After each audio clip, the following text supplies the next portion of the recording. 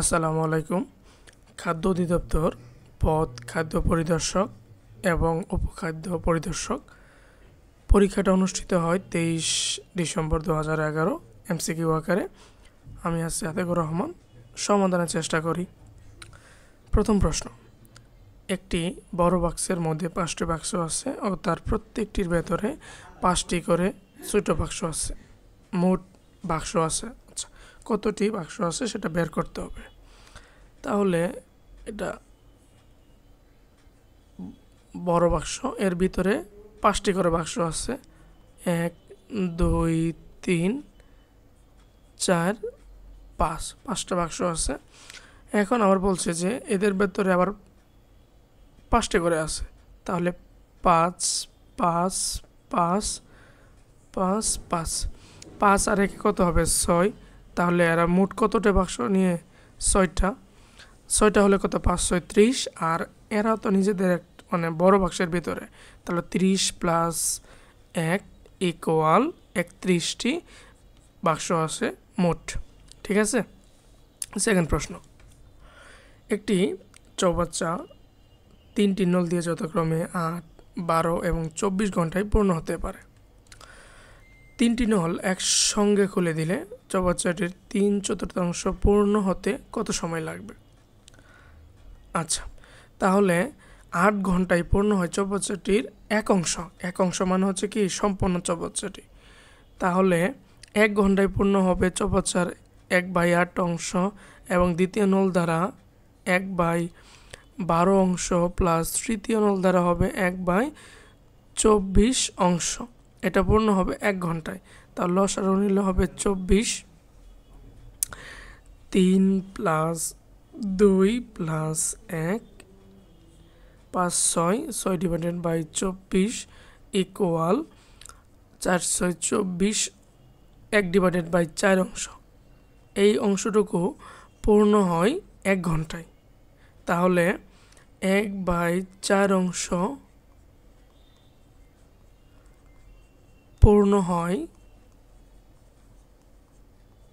1 ঘন্টায়। অতএব 1 অংশ বা সম্পূর্ণ অংশ পূর্ণ হয় ইকুয়াল 1 গুণন 4/1 ঘন্টায় ইকুয়াল 4 ঘন্টায় পূর্ণ হবে সম্পূর্ণ চৌবাচ্চাটি। এখন প্রশ্ন বলছে যে চৌবাচ্চাটির 3/4 পূর্ণ হয় ইকুয়াল 4 ইন্টু 3/4 ঘন্টায়।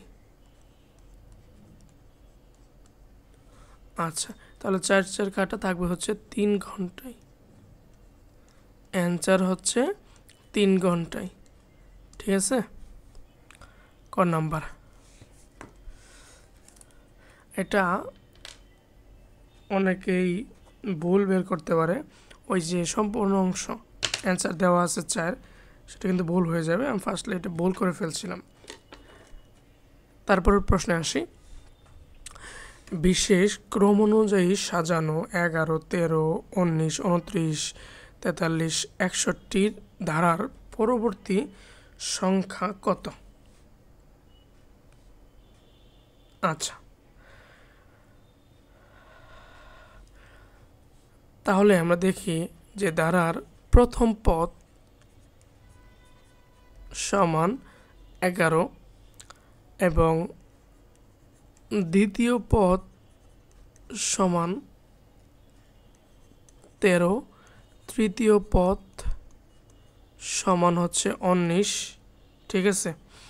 আচ্ছা, এখন আমরা দেখি যে ধারার প্রথম পদ 11 রাখে দেই এবং দ্বিতীয় পদ 11 প্লাস 2 সমান 13 হয় না? হয়। এরপরে হচ্ছে তৃতীয় পদ 13 প্লাস 6 ইকুয়াল হচ্ছে 19। এরপরে হচ্ছে চতুর্থ পদ ইকুয়াল 19 প্লাস 6 4 10 হবে, অর্থাৎ পরবর্তী যে আমরা +2 দিতেছি +6 দিতেছে, এর পার্থক্য কত? 4 করে। অর্থাৎ 4 করে যদি আমরা বৃদ্ধি করি তাহলে হবে 10, এরপরে হচ্ছে 14, এরপরে হচ্ছে কি 18, পরে হচ্ছে 22, তাহলে 29 পঞ্চম পদ ইকুয়াল 29 + 14 ইকুয়াল 43। এরপরে হচ্ছে ষষ্ঠ পদ ইকুয়াল 43 + 18, 18 ইকুয়াল 61। সপ্তম পদ ইকুয়াল 61 + 22, 3 8 83। তাহলে তার পরবর্তী পদ হচ্ছে 83। আপনারা বিভিন্নভাবে যেটা দিতে পারেন আপনাদের মন মতো। পরের প্রশ্নে আসি। ৯,৮০০ টাকা 2, 3, 4, 5 অনুপাতে ভাগ করলে বৃহত্তম ক্ষুদ্রতম অংশের পার্থক্য কত হবে? তাহলে দেখি, অনুপাতের যোগফল 2 + 3, 5 + 4, 9 + 5 ইকুয়াল 14। অতএব বৃহত্তম অংশ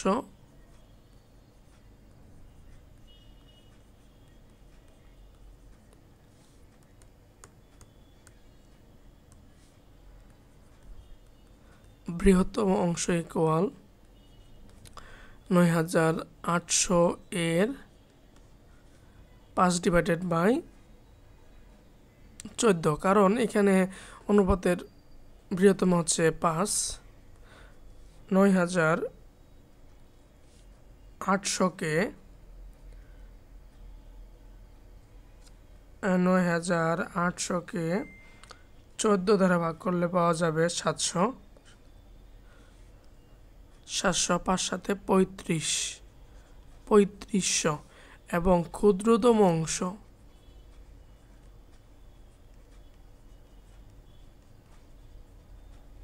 ইকুয়াল ৯,৮০০ এর 2/14, তাহলে 1400 পাওয়া যাবে।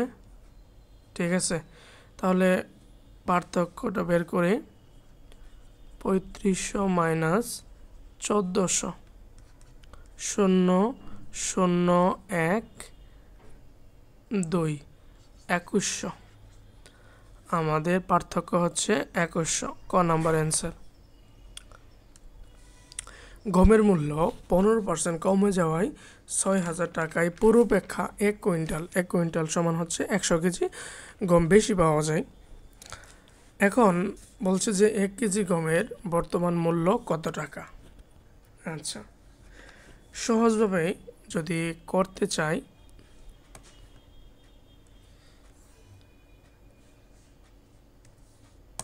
আচ্ছা বলছে 1 কুইন্টাল গম বেশি পাওয়া যায় 6,000 টাকা পড়বে। আচ্ছা, তাহলে আমরা লিখতে পারবো যে 100 কেজি গমের বর্তমান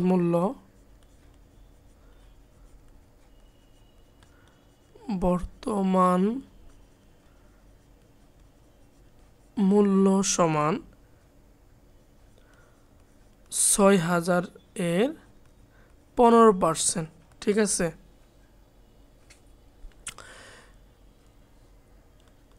তাহলে 6,000 × 15/100, 0 0 0 0, 60 × 15, 60 × 15,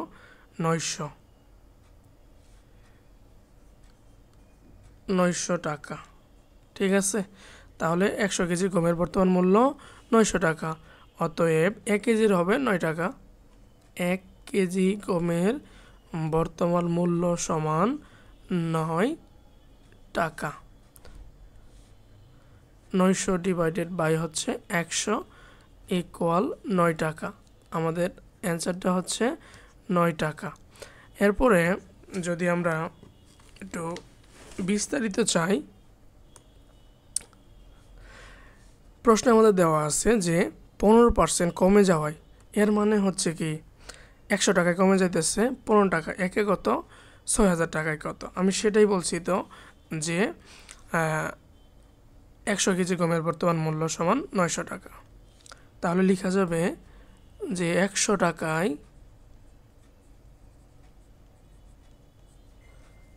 টাকায় কমে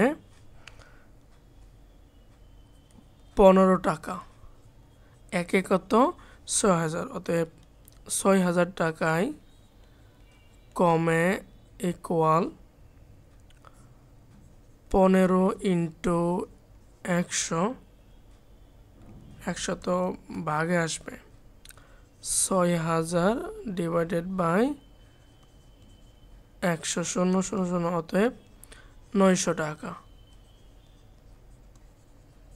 তাহলে কি 100 কেজি গমের দাম, তাহলে বর্তমানে 100 কেজি গমের দাম ইকুয়াল 900 টাকা। 1 কেজি গমের দাম হবে 900 ডিভাইডেড বাই 100 টাকা ইকুয়াল 9 টাকা। ঠিক আছে, নেক্সট প্রশ্নে আসি। কোনো ব্যবসায় ক, খ, গ এর মূলধন দেওয়া আছে। ব্যবসায় 300 টাকা লাভ হলে ক অপেক্ষা ঘ কত টাকা বেশি পাবে? বাহ,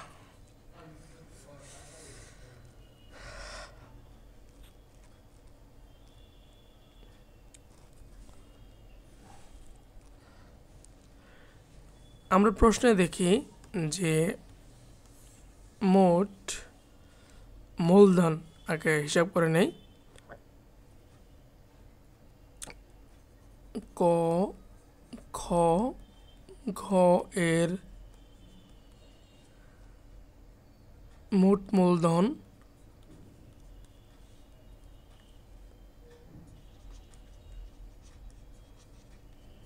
ইকুয়াল 320 প্লাস 400, 720 প্লাস 480 ইকুয়াল 1200 টাকা।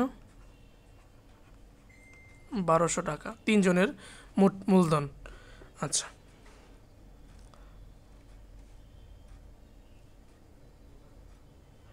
তারপরে ক এর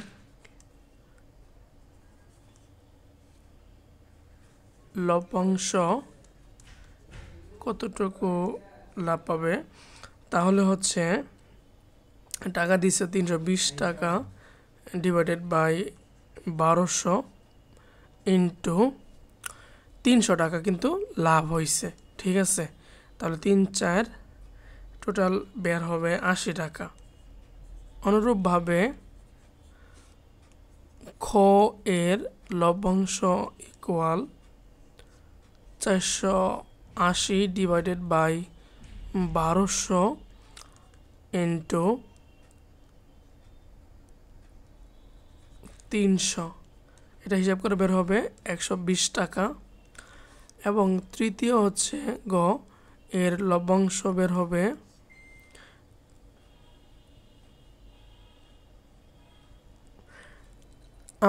আমরা তো এটা বের করে ফেললাম, এটা খ না, তো আমরা ঘটা বের করে ফেলছি। ঠিক আছে, আমাদের প্রশ্নে চাইছিল যে ক অপেক্ষা গ, আমি আর খেয়াল করি না। ঠিক আছে, সরি।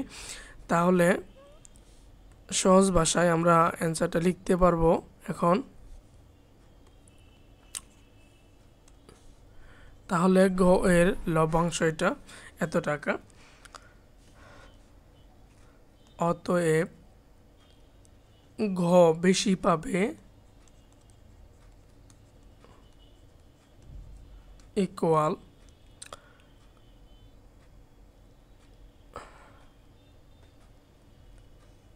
120 থেকে 80 বাদ দিলে হচ্ছে কি 40 টাকা। 120 মাইনাস 80 ইকুয়াল 40 টাকা বেশি পাবে, এটা অ্যান্সার। ঠিক আছে, অথবা কেউ যদি চায় অন্যভাবে করতে, তাহলে আমরা দেখি যে ক, খ, ঘ এর মূলধনের অনুপাত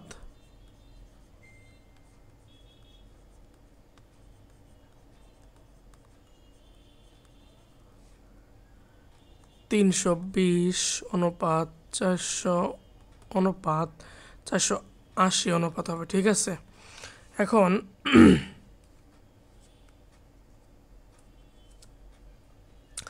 আমরা আগে প্রত্যেকটাকে আমরা প্রথমে 10 দ্বারা ভাগ করতে পারবো। ঠিক আছে, ভাগ করে তারপরে অনেক সহজ ভাষায় এটাকে যদি আমরা 80 দ্বারা ভাগ করি, তাহলে 80 দ্বারা ভাগ করলে এটা হচ্ছে কি 4 32 4, আর এটা হবে 5 40, আর এটা হবে কি 6 8, অনুপাতটা বের হয়ে গেছে 4 5 6। এখন অনুপাতের যোগফল হবে 4 5 9 16 15। অনুপাত হচ্ছে কি, অনুপাতের যোগফল হচ্ছে 15। এখন আমরা দেখি যে ক অপেক্ষা ঘ, তাহলে ক অপেক্ষা ঘ এর অনুপাত বেশি দেখি, ক ঘ, তাহলে অনুপাতের পার্থক্য কত? অনুপাতের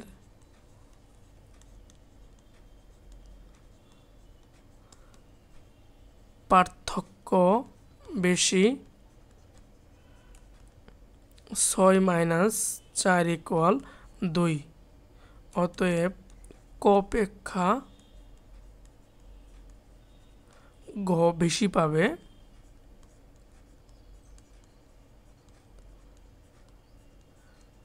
ইকুয়াল 300, এটা লাভ, 2/15।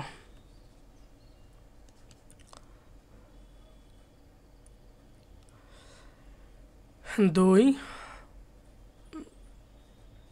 20 গুণন 2 ইকুয়াল 40 টাকা। ঠিক আছে, এটাও কারো কাছে ভালো লাগলে এভাবে জেনে রাখবেন, অথবা যদি প্রথমভাবে আমরা এইভাবে করছি, এটা যদি কারো কাছে ভালো লাগে ইচ্ছা। ঠিক আছে, একটি সরলরেখার উপর অঙ্কিত বর্গের ক্ষেত্রফল ওই সরলরেখার 1/4 উপর অঙ্কিত বর্গের ক্ষেত্রফলের কত গুণ? আচ্ছা,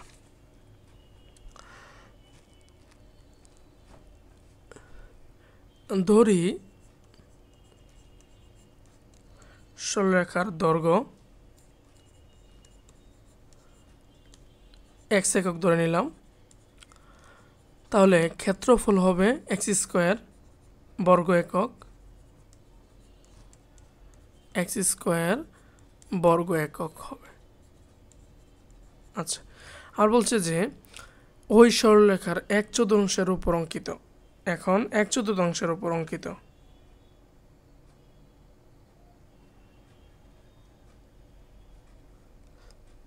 তাহলে সরলরেখার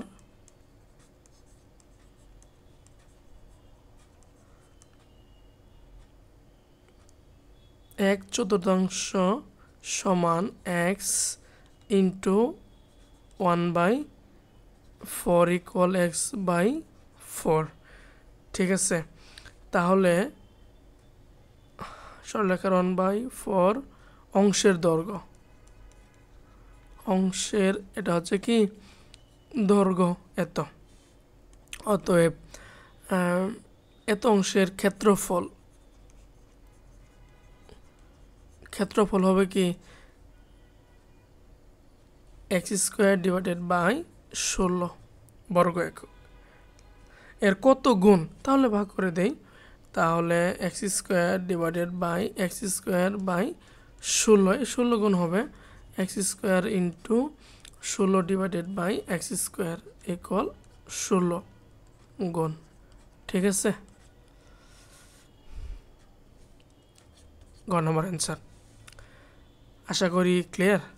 তারপরেও কমেন্ট বক্স সবসময় খোলা থাকে, যে কোনো প্রশ্ন, মতামত, অভিযোগ বা এনিথিং পরামর্শ হতে পারে, সেটা কমেন্টে জানাতে পারে। ঠিক আছে, নেক্সট প্রশ্নে আসি। টাকায় 1 ডজন কলা বিক্রি করায় 20% ক্ষতি হয়। 60% লাভ করতে হলে টাকায় কতটি কলা বিক্রি করতে হবে? আচ্ছা, দড়ি ক্রয় মূল্য 100 টাকা।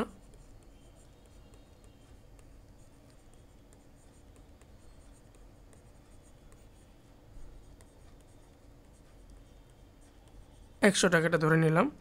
এখন বলছে যে 20% ক্ষতিতে ক্ষতি হয় যখন 1 ডজন কলা বিক্রি করায়। ঠিক আছে, আচ্ছা, তাহলে 20% ক্ষতিতে বিক্রয় মূল্য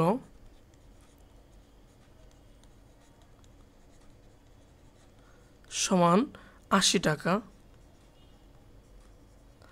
আবার 60% লাভ করতে হলে, তাহলে 60% লাভে বিক্রয় মূল্য সমান হচ্ছে 160 টাকা। এখন আমরা একটু দেখি যে সে যদি সেই কলা 60% লাভ করতে চায়, তাহলে 80 টাকার কলা তাকে বিক্রি করতে হবে কত টাকায়? 160 টাকায়। তাহলে লিখতে পারবো আমরা যে 80 টাকার কলা বিক্রয় করতে হবে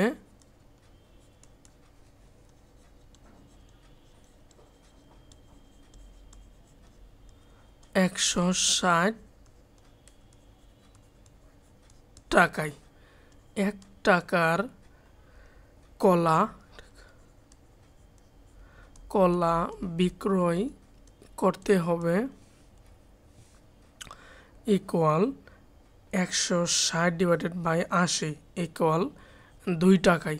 ঠিক আছে, তাহলে আমরা বুঝতেছি যে 1 টাকার কলা বিক্রি করতে হবে 2 টাকায়।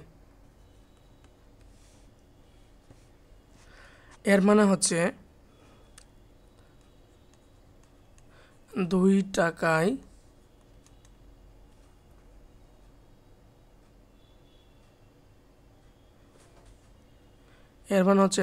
টাকায় বিক্রি করতে হবে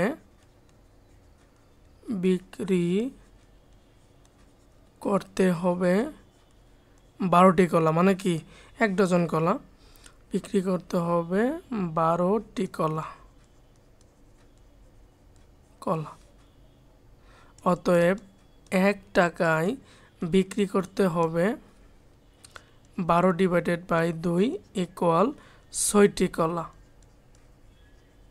ঠিক আছে, সে যদি মানে 1 টাকায় 6টি কলা বিক্রি করে, তাহলে সে 60% লাভ করতে পারবে। ঠিক আছে, অ্যান্সার হচ্ছে 6টি। একটি সংখ্যা 999 থেকে যত ছোট 797 থেকে তত বড় সংখ্যাটি কত? শর্টকাট হচ্ছে কি, যত বড় বা যত ছোট তত বড়, যত ছোট প্লাস তত বড়, যত ছোট প্লাস তত বড় ডিভাইডেড বাই হচ্ছে 2। তাহলে 999 প্লাস 797 ডিভাইডেড বাই 2।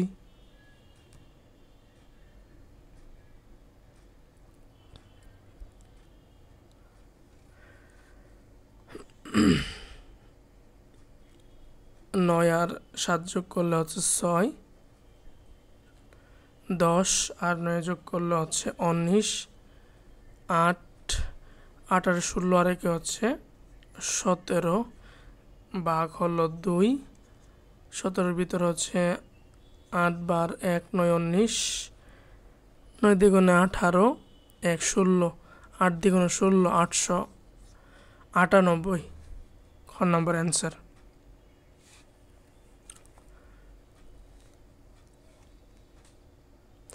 এটা যদি রিটেনে আসে, তাহলে একটি সংখ্যা ধরে একটি সংখ্যা x, তাহলে একটি সংখ্যা 999 থেকে যত ছোট, ঠিক আছে, তাহলে 999 মাইনাস x ইকুয়াল 797 থেকে তত বড়, তাহলে কি x প্লাস 797 বা এই পাশে 1 চলে আসলে হবে কি -2x ইকুয়াল 797 মাইনাস 999। উল্টা হচ্ছে নাকি আমার একটু দেখি, উল্টাই তো লাগতেছে। একটি সংখ্যা 999 থেকে যত ছোট, 90 থেকে যত ছোট, ঠিকই তো আছে। 999 থেকে যত ছোট, 799 থেকে তত বড়, 97 থেকে তত বড়। এ পাশে নিয়ে আসে, এটা মাইনাস নিয়ে আসলে হবে 997 মাইনাস 797 ইকুয়াল 2x। এটা তো 9, ঠিক আছে। 999 মাইনাস 7।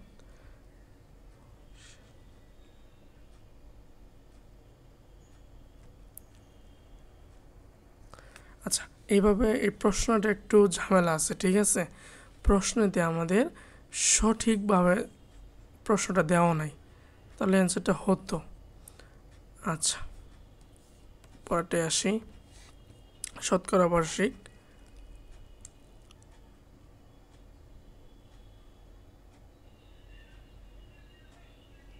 প্রশ্নটা সঠিকভাবে দেওয়া নাই।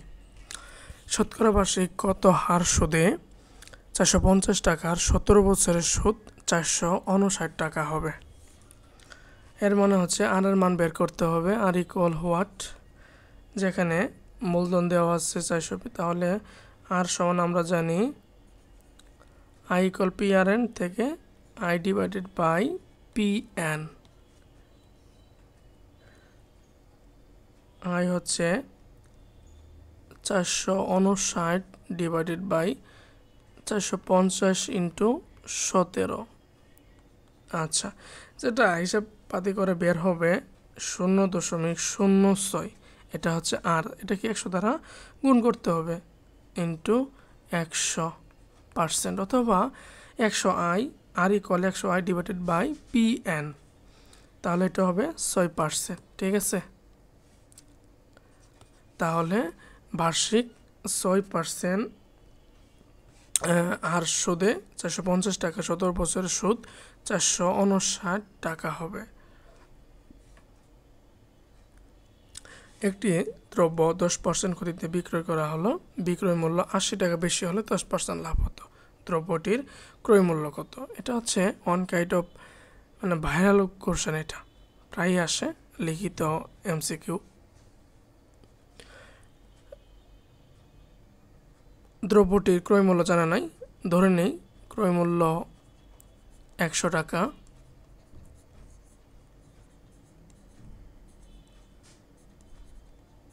এখন 10% ক্ষতিতে বিক্রয় করা হলো, তাহলে 10% ক্ষতিতে বিক্রয় মূল্য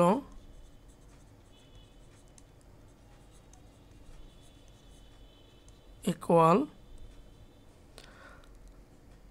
90 টাকা।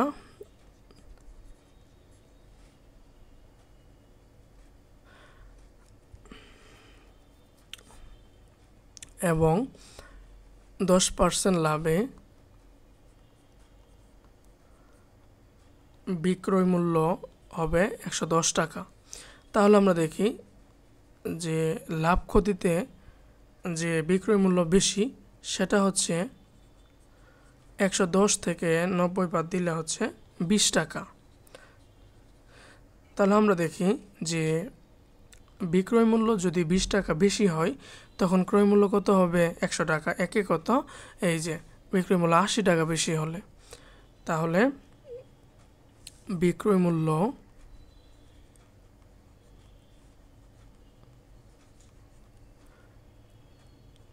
টাকা বেশি হলে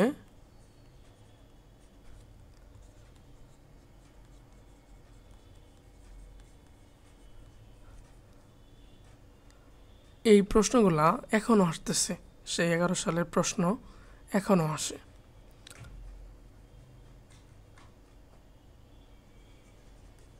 ক্রয় মূল্য 100 টাকা, বিক্রয় মূল্য 1 টাকা বেশি হলে, অতএব 80 টাকা বেশি হলে ক্রয় মূল্য ইকুয়াল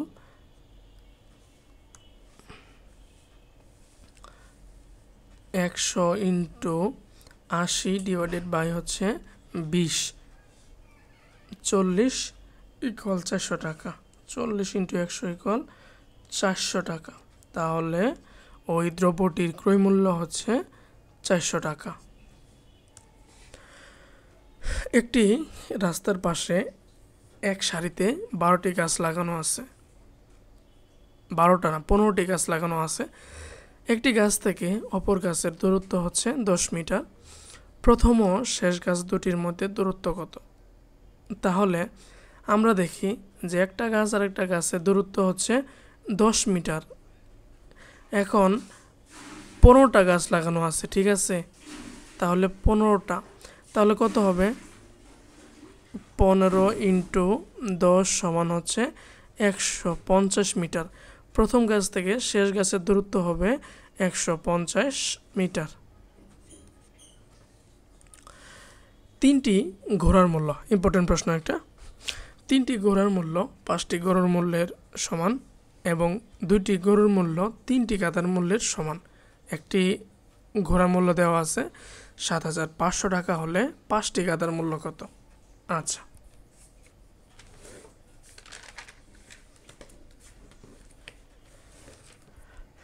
যেহেতু একটা গাধার মূল্য দেওয়া আছে, একটা গাধার মূল্য না, একটা ঘোড়ার মূল্য দেওয়া আছে 7500 টাকা, তাহলে 3টি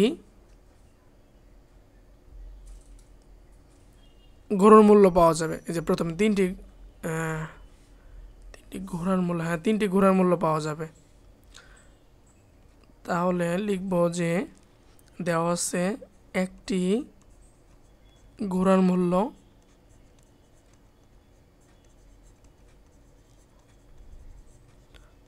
ইকুয়াল 7500 টাকা। অতএব 3টি ঘোড়ার মূল্য 5 গুণন 7500, 5 25 25 আর 5 হাতের 2, 5 হাতে 35,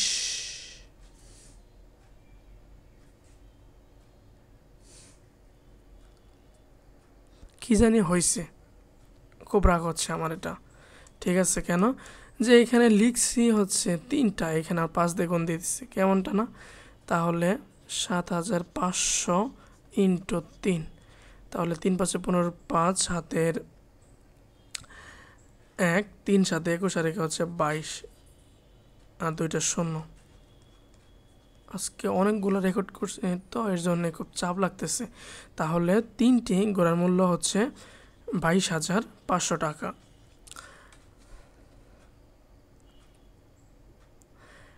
এই যে মূল্যটা, এটা কি 5টা গরুর মূল্যের সমান। তাহলে লিখতে পারবো যে 5টি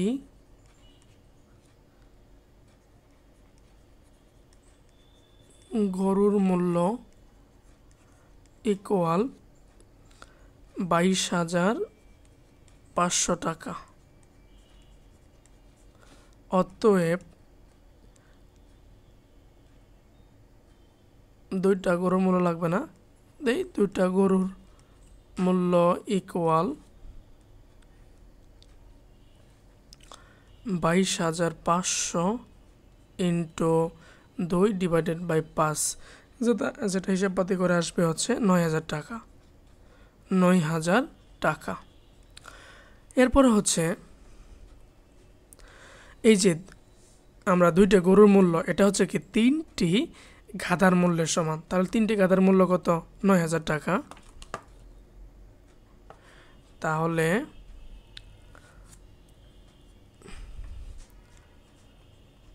তিনটি গাধার মূল্য ইকুয়াল ৯,০০০ টাকা।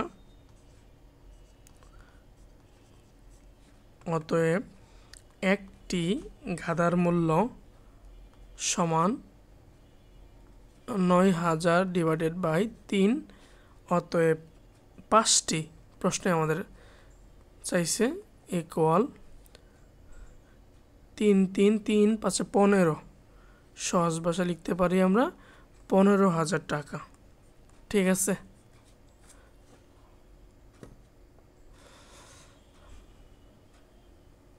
ক নাম্বার অ্যান্সার।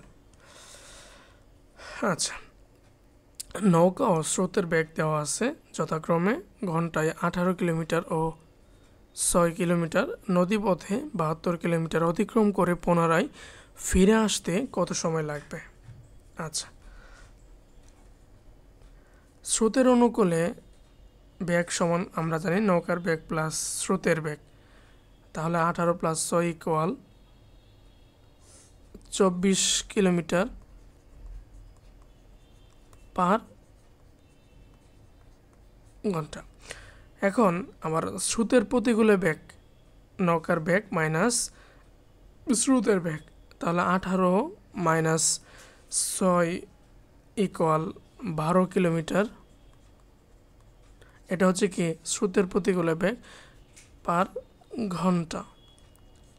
এখন আমরা দেখি যে স্রোতের অনুকূলে, প্রশ্ন বলছে যে স্রোতের অনুকূলে যদি ৭২ কিলোমিটার যেতে চাই তাহলে সময় লাগবে, দূরত্ব হচ্ছে ৭২ আর বেগ হলো ২৪, ২৪ হচ্ছে ৭২, তাহলে ৩ ঘন্টা লাগবে। এবং স্রোতের অনুকূলে যদি ৭২ কিলোমিটার যেতে চাই তাহলে সময় লাগবে ৭২ ডিভাইডেড বাই ১২, তাহলে ৬ ১২তে হচ্ছে কি ৭২ ইকুয়াল ৬ ঘন্টা লাগবে। তাহলে এসব বলছে যে পুনরায় ফিরে আসতে যেতে সময় লাগবে হচ্ছে ৩ ঘন্টা আর ফিরে আসতে সময় লাগবে হচ্ছে কি ৬ ঘন্টা, ইকুয়াল হচ্ছে ৯ ঘন্টা।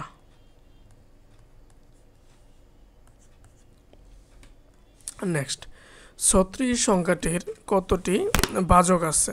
আচ্ছা,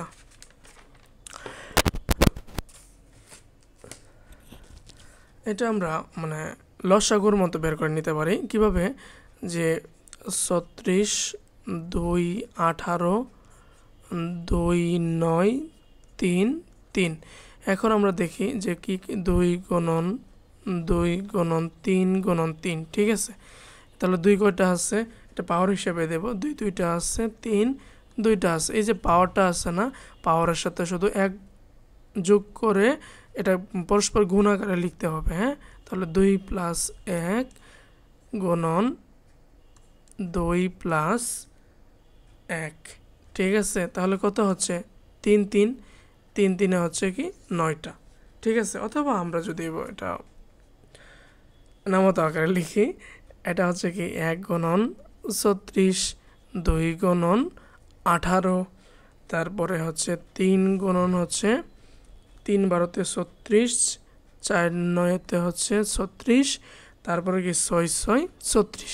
আমাদের যে ভুল হয় এর জন্য প্রশ্নটা দিছে, আমরা ১ ২ ৩ ৪ ৫ ৬ ৭ ৮ ৯ 10টা লিখে ফেলবো। কেন? পরীক্ষায় এটা লিখবেই 10টা। আমি যদি অপশন রাখতাম আমি অপশন দিতাম 10টা। হ্যাঁ, অপশনও তো আছে 10টা। তাহলে ৬ ৮ ৯ 10 এই 4টা অপশন আছে। এইখানে কিন্তু যারা পরীক্ষাতে ভুল হয় বেশি, সহজ জিনিসগুলো আমাদের ভুল হয়, অ্যান্সার হয়ে যেত 10টা। আমি যখন এটা ফার্স্ট টাইম করছি আমি ৬ কোনোভাবে মিলাইতে পারি না যে 9টা হয়।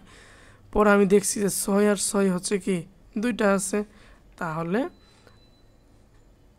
আমরা যেহেতু স্টুডেন্ট এবং পরীক্ষা দিই, তারপর আমাদের ভুল হয়।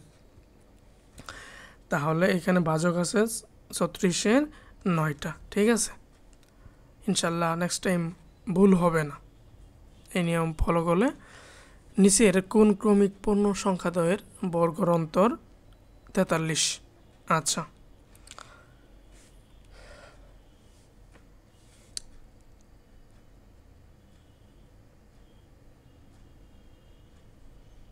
আচ্ছা দেখি, তাহলে 21 22 নেয়, তাহলে 22 গুণন 22, 22 স্কোয়ার মাইনাস 21 স্কোয়ার, যেটা হয় 484 মাইনাস 441।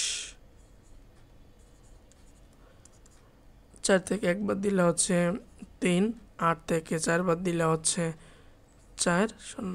ওই আল্লাহ, শুরুতেই মিলে গেল।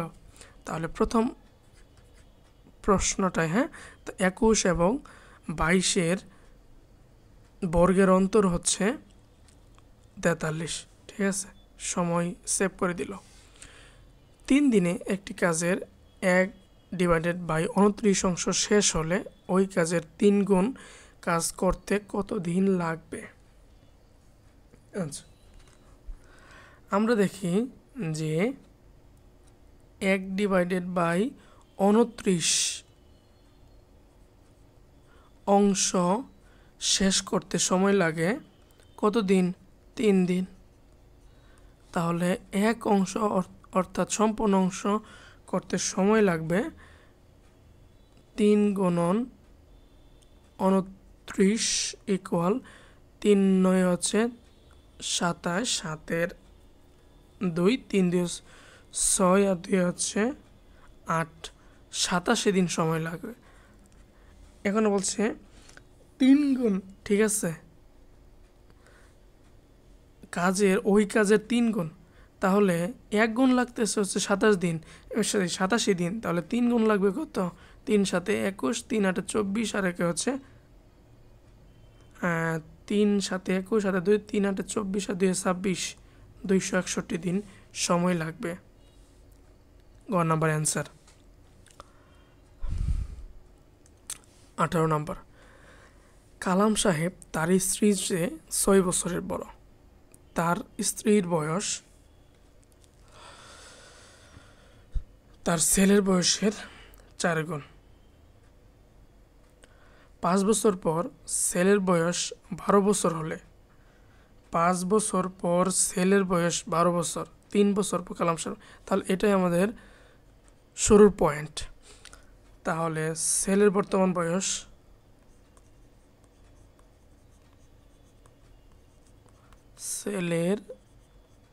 বর্তমান বয়স ইকুয়াল 12 মাইনাস 5 ইকুয়াল 7 বছর। আচ্ছা,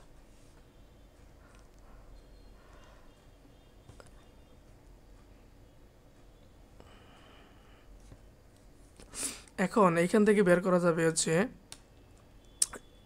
স্ত্রীর বয়স। ওয়াইফের বয়স হচ্ছে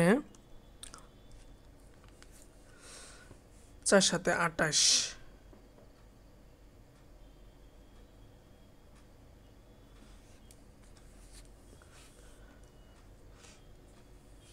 তার ছেলের বয়সের 4 গুণ।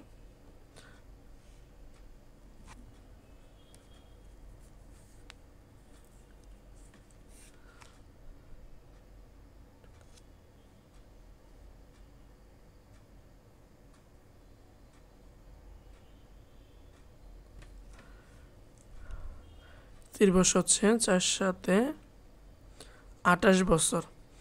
এরপরে বলছে যে তাহলে কালাম সাহেব তার স্ত্রী 6 বছরের বড়। কালামের বর্তমান বয়স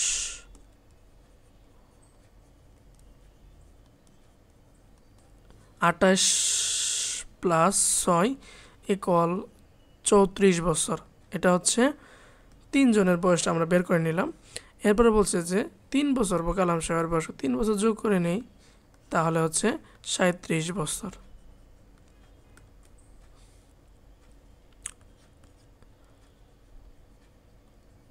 ওকে, নেক্সট কোশ্চেন। 25 গ্রাম ওজনের একটি সোনার গহনায় সোনা তামার অনুপাত দেওয়া আছে 4:1। গহনাটিতে আর কতটুকু সোনা মেশালে এতে সোনা তামার অনুপাত 5:1 হবে? অনুপাতের যোগফল 5,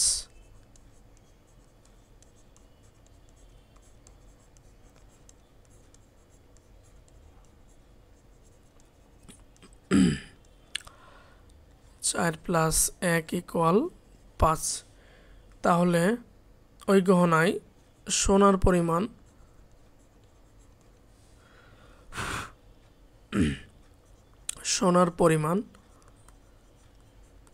ইকুয়াল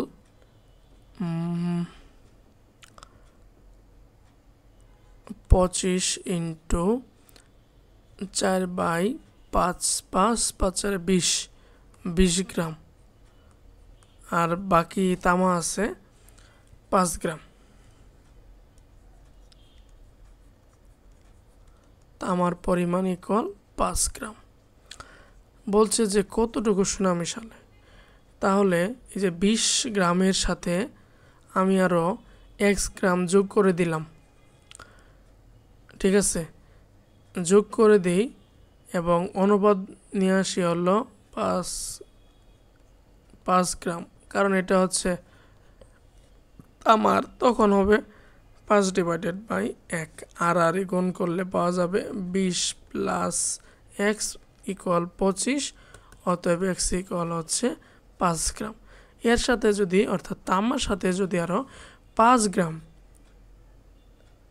মাত্র 5 গ্রাম যোগ করে দেই, তাহলে অনুপাত হবে 5:1। আমাদের সর্বশেষ প্রশ্ন 20 নম্বর। ক খ এর মানের গড় দেওয়া আছে 9 এবং ঘ এর মান দেওয়া আছে শুধু মান 12 হলে ক খ গ এর মানের গড় কত হবে? আচ্ছা, এখন আমরা দেখি যে ক খ এর মানের গড় সমান 9 দেওয়া আছে, তাহলে এর মোট মান বা মোট মান মানে কি সমষ্টি, তাহলে সমষ্টি কত হবে? 2টা যেহেতু আছে, 9 দিয়ে 18।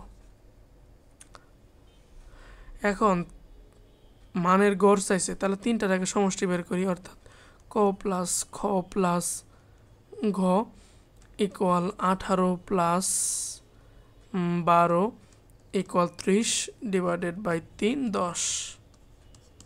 মানের গড় হচ্ছে 10। ধন্যবাদ সবাইকে শেষ পর্যন্ত দেখার জন্যে। এছাড়া বাকি প্রশ্ন সমাধান ডেসক্রিপশনে লিঙ্ক আকারে দেওয়া আছে, আপনাদের দেখার আমন্ত্রণ রইল। আজকে এই পর্যন্ত থাকুক। আসসালামু আলাইকুম।